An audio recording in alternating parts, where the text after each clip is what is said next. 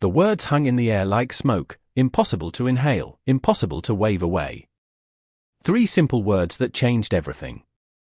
I'm pregnant. My boss, Vanessa Pierce, stood before me in her immaculate corner office, the late afternoon sun casting long shadows across her face. The commanding presence that terrorized our entire marketing department had vanished, replaced by something I'd never seen before: vulnerability. I gripped the arms of the chair, willing myself not to collapse. Say something, Devon, she whispered. What could I possibly say? My mind raced back to that night 3 months ago. The company retreat. The thunderstorm that trapped us at the resort bar. The conversations that deepened with each drink. The magnetic pull between us that we'd both been fighting for 2 years. The sweet. The darkness. The momentary escape from who we were supposed to be.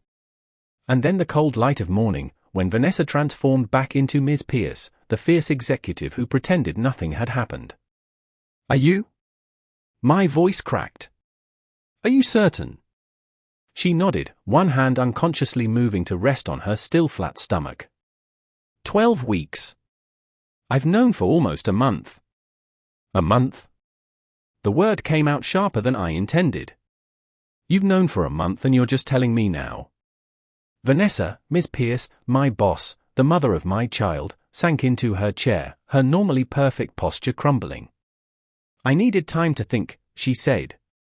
This isn't exactly in my 5-year career plan. I laughed, a hollow sound that scraped against my throat. And you think it was in mine? I'm not asking for anything from you, Devon, she said, her voice regaining some of its familiar steel. I just thought you should know. The implications crashed over me in waves. My boss was pregnant. With my child. After one night together. A night we'd both silently agreed to forget. What do you want to do? I asked, the question impossibly inadequate. Her dark eyes met mine, and for a second, I saw the woman from that night, not the untouchable executive, but the person who'd whispered her dreams against my skin. I'm keeping it, she said simply. Beyond that, I don't know. The silence between us stretched, filled with unspoken complications. The company's strict non-fraternization policy.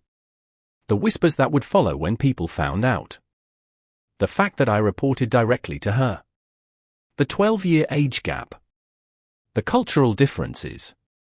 The fact that we barely knew each other outside of work. And yet I couldn't stop the strange warmth spreading through my chest.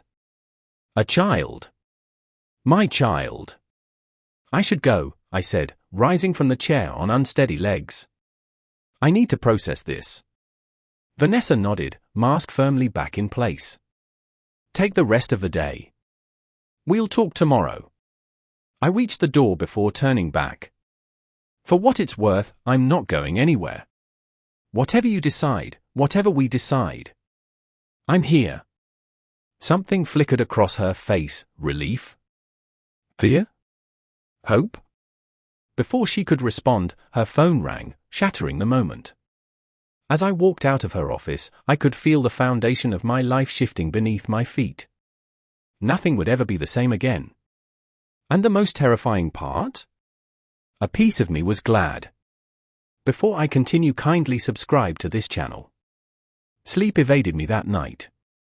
I paced my apartment until dawn, watching the city lights flicker like my scattered thoughts. By morning, I'd made my decision. When I arrived at the office, Vanessa wasn't there. Her assistant informed me she'd taken a rare personal day. The irony wasn't lost on me. After months of pretending nothing had happened between us, the day after her revelation was the first time either of us had broken routine. I lasted until lunch before texting her. We need to talk. Not as boss and employee. As two people with a child on the way. 3 agonizing hours passed before her reply, my place. 8 p.m. I'd never been to Vanessa's home before. The sleek high-rise downtown matched her perfectly, elegant, intimidating, untouchable. When she opened the door, I barely recognized her. Gone was the power suit, the severe bun, the perfect makeup. Instead, she wore leggings and an oversized sweater, her hair loose around her shoulders. She looked younger. Softer. Human. "Come in," she said, stepping aside. Her apartment was minimalist but warm, walls lined with books and art from around the world. Photos were notably absent except for one, Vanessa with an older woman who shared her eyes. Her mother, I guessed. "Tea," she offered, already moving to the kitchen. "Vanessa," I said, stopping her with just her name. "I've been thinking about nothing else." She turned, her hand gripping the counter. "And? I want to be involved.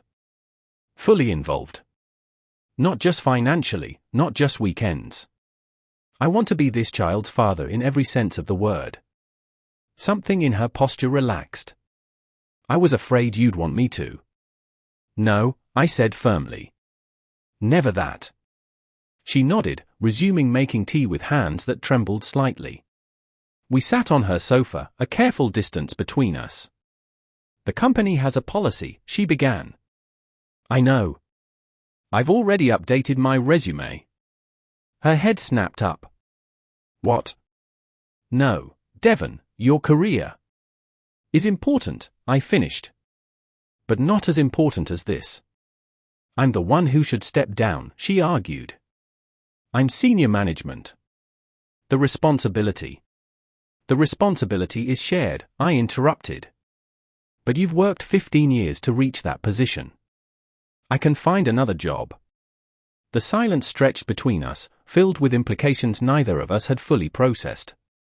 "There's another option," she finally said. "I spoke with HR today." I raised an eyebrow. "You told them?" "Not specifics." I inquired about hypotheticals. "If we disclose our relationship and I recuse myself from all decisions involving your position, transferring supervision to another director, they might make an exception." "Our relationship," I repeated, the words feeling strange on my tongue. "Do we have one?" Vanessa set down her tea, untouched. "I don't know what we have, Devon. One night 3 months ago and now a lifetime connection." "We could try," I suggested, heart hammering. "To have something real.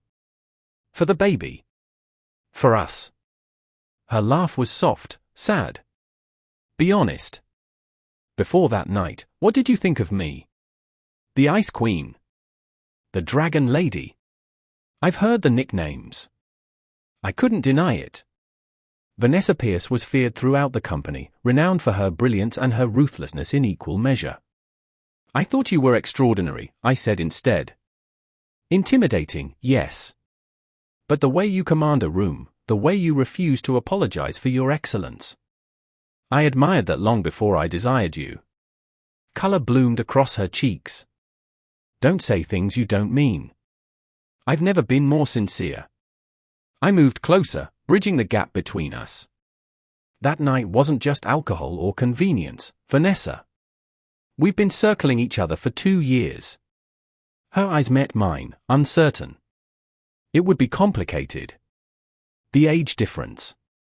12 years is nothing. The cultural differences. My parents will love you once they get past the shock. Your career will survive. I'm good at what I do." She laughed again, but this time with warmth. "Yes, you are. It's why I hired you." I reached for her hand, and she didn't pull away. "One step at a time. Let's start by having dinner. A real dinner, not hiding in a hotel room. Let's see if what we felt that night was real or an illusion. And if it was real," she whispered, "then we figure out the rest. Together." The word hung between us, full of promise and terror. Together. The next 2 weeks blurred into a strange new reality. At work, we maintained professional distance, though rumors began circulating when I was suddenly reporting to a different director. After hours, we cautiously built something new, dinners at quiet restaurants, conversations that stretched late into the night, the slow revelation of who we were beyond our workplace personas. I learned that Vanessa played violin. That her mother raised her alone after her father abandoned them. That she'd fought twice as hard for every opportunity, being both black and female in an industry dominated by white men. She learned about my immigrant parents who sacrificed everything for my education. About my passion for photography. About my fears of failing at fatherhood when my own father had been so perfect. And then came the night that changed everything again. "There's something you should see," Vanessa said, meeting me at her door with an envelope in hand, her eyes bright with unshed tears. Inside was a grainy black and white image, our baby's first picture. "The doctor said everything looks perfect," she whispered. I stared at the tiny form, emotion closing my throat. This was real. This was happening. I heard the heartbeat, she continued, her voice breaking. "Devon, it was the most beautiful sound I've ever heard." I looked up to find her watching me, vulnerability naked on her face. In that moment, she wasn't my boss. She wasn't even the woman I was cautiously dating.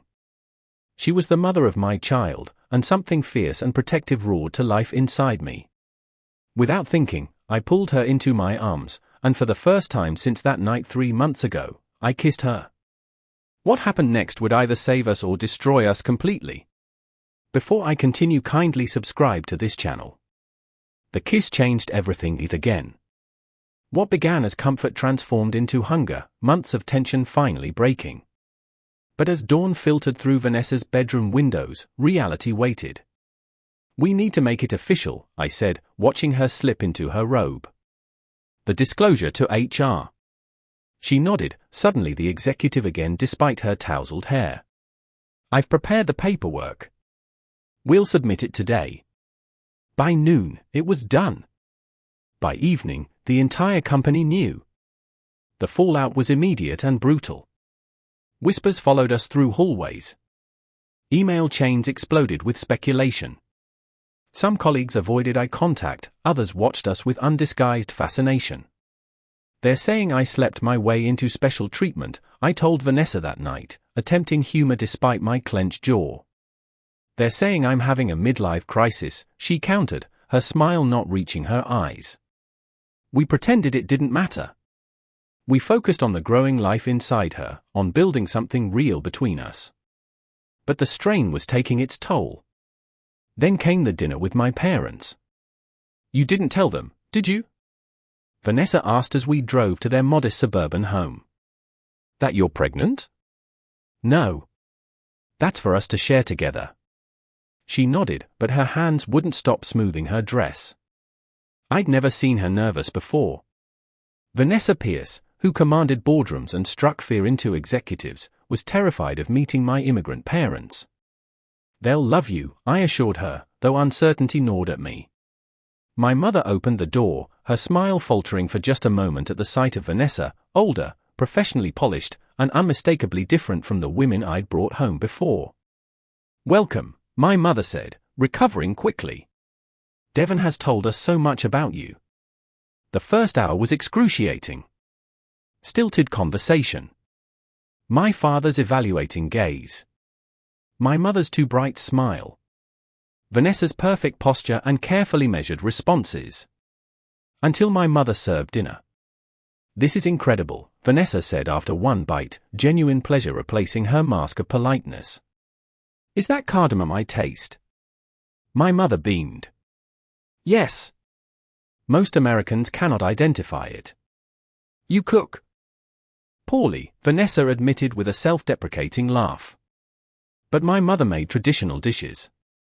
The smell of cardamom always reminds me of her." Just like that, the ice cracked. My mother insisted on teaching Vanessa family recipes for the grandbaby someday. If only she knew how soon someday would arrive. As dessert was served, Vanessa squeezed my hand under the table, our signal. "We actually have news," I began, heart hammering. "Vanessa and I are expecting a baby." Silence crashed into the room. My father's fork froze midway to his mouth. "How long have you been dating?" my mother finally asked, voice carefully neutral. Vanessa and I exchanged glances. "It's complicated," I admitted. My father set down his fork. "Uncomplicate it." So we did. Not every detail, but enough of the truth. The attraction we'd fought. The night it overwhelmed us. The weeks of pretending it never happened. The pregnancy that forced us to stop pretending. When we finished, my parents exchanged a look of their own, a silent communication honed by 35 years of marriage. My father turned to Vanessa. "Do you love my son?" Her breath caught. We hadn't said those words to each other yet. "I'm learning to," she answered, her honesty disarming. "Every day I discover something new to love about him." My father nodded, satisfied. "Then the rest can be figured out." He raised his glass. To new life. To family. The relief was overwhelming. On the drive home, Vanessa was lighter than I'd ever seen her, laughing at my stories of childhood disasters and teenage rebellion. "They're wonderful," she said. "You're lucky." "I know. When can I meet your mother?" The lightness vanished. "She died last year." The car seemed to shrink around us. "Vanessa, I'm so sorry. I didn't know." "How could you?" "We never talked about personal matters until recently." Her voice was tight. "Pancreatic cancer. It was quick, at least. That's why you took 2 weeks off last spring, I realized. You told everyone it was a business development trip." "Weakness isn't tolerated at executive levels," she said simply. I pulled the car over, unable to drive with the emotion closing my throat. "That's not weakness. That's being human." "Same thing, in my experience." She stared out the window. My mother was the only person who ever saw all of me. The only one I could be completely vulnerable with. I took her hand. "Let me be that person now." She turned to me, eyes shining with unshed tears. "I don't know how, Devon. I've spent my entire career building walls, proving I'm tougher, smarter, more disciplined than everyone else. It's how I survived. But is it how you want to live?" I asked softly. "Is it how you want to raise our child?" The question hung between us, unanswerable in that moment. The following weeks brought new challenges. Vanessa's first trimester fatigue finally hit with vengeance. The strain of maintaining professionalism at work while gossip swirled took its toll. And then came the board meeting. "They're considering removing me from the executive team," Vanessa revealed one night, voice hollow. I sat up in bed, stunned. "They can't do that. It's discrimination." "They're citing judgment concerns and distractions from core responsibilities.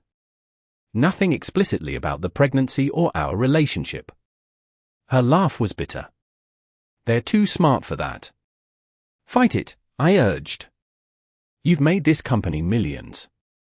"At what cost?" she whispered. "I'm so tired, Devon. Tired of fighting, tired of proving myself, tired of sacrificing everything for a company that sees me as replaceable the moment I show any humanity." I pulled her against me, feeling the slight swell of her stomach between us. "Then don't fight. Not for them. Save your strength for what matters." "My career matters," she argued, but the fire was gone from her voice. "Yes. But maybe not this job." The next morning, Vanessa didn't get ready for work. Instead, she sat at her kitchen island, laptop open, typing furiously. "What are you doing?" I asked, bringing her tea. "Writing my resignation letter." Her fingers never paused. "And a business plan." I blinked. "Business plan?" She smiled, a real smile that transformed her face. "I've had an idea for years. A consulting firm specializing in diversity-led innovation strategies. I have the contacts, the expertise, the reputation." "Vanessa, that's terrifying? Foolish? A hormonal overreaction." "Brilliant," I finished. "Absolutely brilliant." For the first time since I'd known her, Vanessa looked truly free. "I'll need a partner with exceptional marketing skills," she said casually. "Someone who understands digital strategy and can translate complex concepts for different audiences." My heart stuttered. Are you offering me a job or a life? Is there a difference? She countered, reaching for my hand. Devon, I want. Her phone rang, interrupting the moment. Her mother's ringtone, the one she'd kept even after her mother's passing, unable to delete that final connection. Except her mother was gone. Vanessa stared at the screen, face draining of color. It's my father, she whispered. The father who'd abandoned her as a child. The father she hadn't seen in 25 years. How did he get your number? Mother must have. She couldn't finish the sentence. The phone continued ringing, an impossible choice vibrating in her hand. Answer it, I urged. Whatever he wants, you're strong enough to handle it.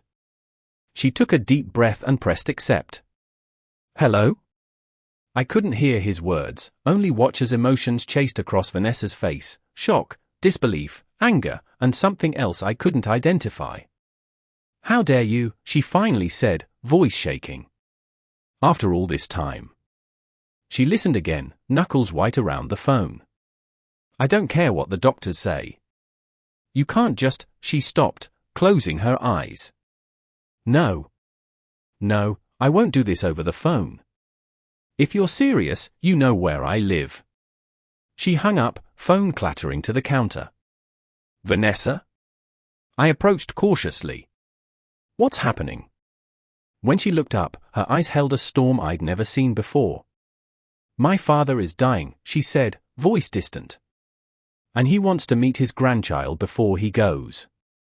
Before I continue, kindly subscribe to my channel if you haven't. 3 days passed before Vanessa's father arrived.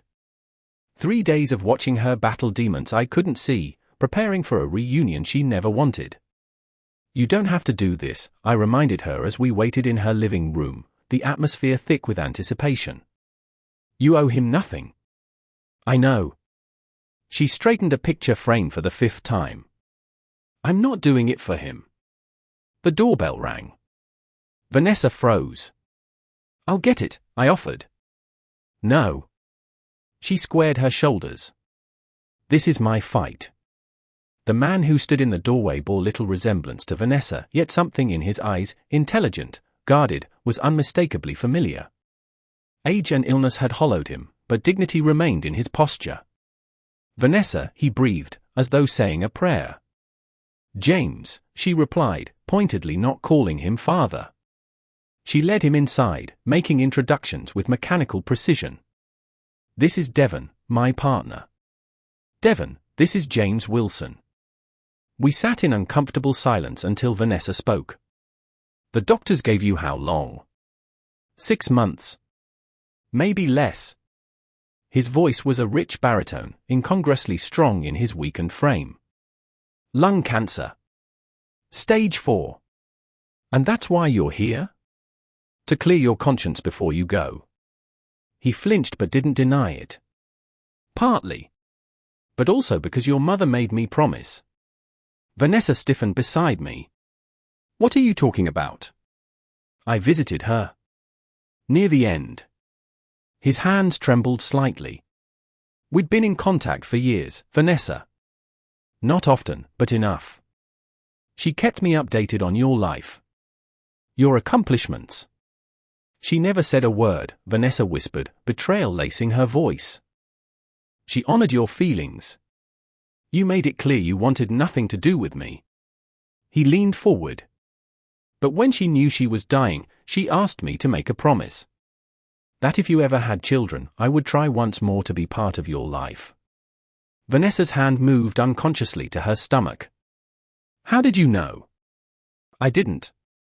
I call on your birthday every year. You never answer. His smile was sad. This time, I left a message mentioning I had important information from your mother. When you called back, I heard something different in your voice. So this isn't about meeting your grandchild before you die. Her tone was accusatory. I didn't know about the baby until just now, he said gently. But I'm glad.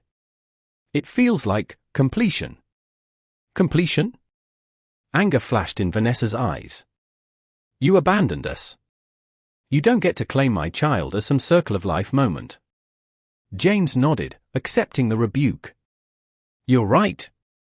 I have no claims here. Only regrets, and perhaps a story you deserve to hear. What followed was a history Vanessa had never known. How her father's untreated depression had spiraled after losing his job. How he'd convinced himself his wife and daughter would be better off without him. How he'd tried to return a year later, only to find them gone, moved to another state. How shame had kept him from trying harder. It was cowardice, he admitted.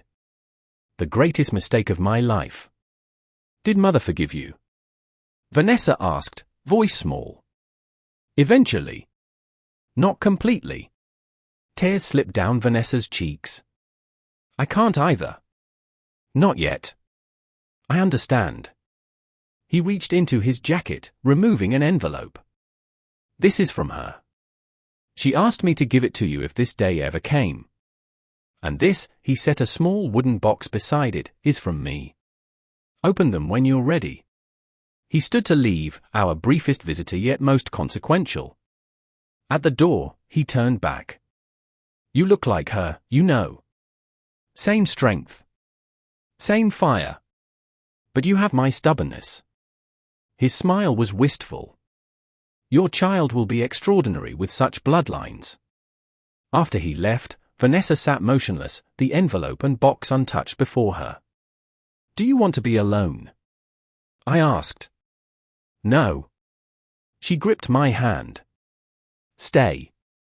Together we opened her mother's letter.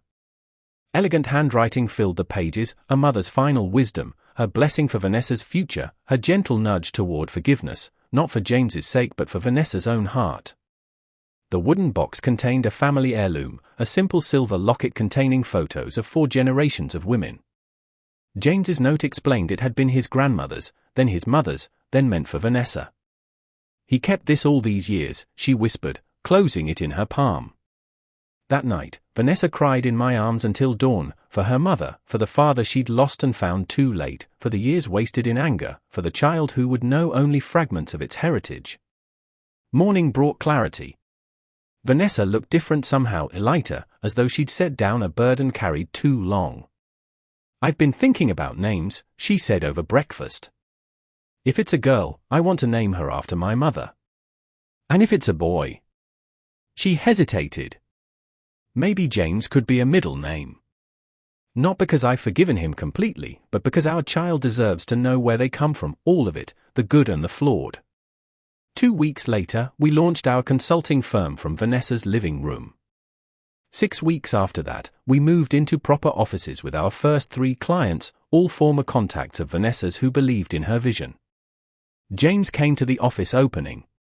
He looked worse, the cancer advancing faster than predicted, but his pride in Vanessa was unmistakable. They spoke briefly, awkwardly, but without the previous animosity. Small steps toward something that might never be complete healing, but was better than the festering wound of silence. As Vanessa's pregnancy progressed, so did we. The woman who had once hidden her personal life behind impenetrable walls now laughed openly at client meetings when the baby kicked particularly hard. The executive who never admitted weakness now asked for help when pregnancy fatigue overwhelmed her. And I, the man who had once been intimidated by her, found my own strength in supporting hers. James died 2 months before our daughter was born. He left everything to Vanessa, including a journal chronicling his life and his regrets, meant for his grandchild when she was old enough to understand. We named her Elise James Carter Pierce, honoring all her lineage. The night we brought her home, Vanessa and I sat beside her bassinet, watching in wonder as she slept. She's perfect, I whispered. She is. Vanessa leaned against me. Devon, there's something I never told you. What's that? That night, at the company retreat, I'd already been thinking about resigning. About starting over. About finding something real. She looked up at me, the fierce boss completely transformed by love. You weren't just a moment of weakness. You were the first step toward the life I was afraid to choose. I kissed her then, our daughter sleeping between us, the future stretching out with possibilities neither of us could have imagined. That day in her office when 3 simple words changed everything. "I'm pregnant," she'd said then, terrified. "I'm yours," I whispered now. "Both of you, always." And in the quiet of our new beginning, that was enough. Thank you from the bottom of my heart for joining Devon and Vanessa on their emotional journey. This story explored how unexpected circumstances can break down our walls and lead us to the connections we truly need. If their story touched you, please subscribe for more emotional narratives that explore love, family, and personal growth. I'd be so grateful to hear your thoughts in the comments below. What was your favorite part of their journey? Did you anticipate this ending? Your support means everything, and I can't wait to share more stories with you soon.